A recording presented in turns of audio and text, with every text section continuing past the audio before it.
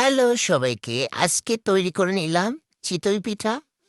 প্রথমে পরিমাণ মতো চালের গুঁড়ি দিয়ে নিলাম, যার যতটুকু প্রয়োজন। এরপর সামান্য পরিমাণে লবণ দিয়ে দিলাম।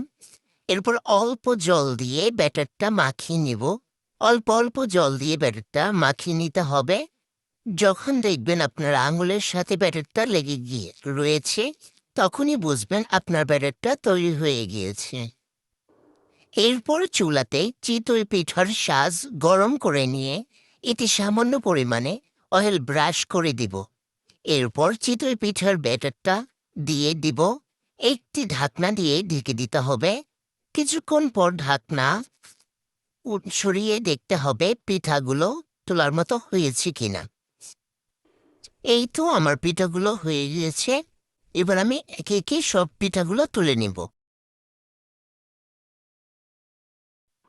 এই তো তৈরি হয়ে গেল অনেক মজাদার চিতই পিঠা। আপনারা এইভাবে পরীক্ষা করে দেখবেন, যখন ফুটো ফুটো হয়ে গেছে এটা একদম পারফেক্ট চিতই পিঠা হয়ে গেল। এরপর এটা আপনার ভর্তা দিয়েও খেতে পারেন বা খেজুরের গুড় নারকেল দিয়েও খেতে পারেন। অনেক সকলকে অনেক অনেক ধন্যবাদ।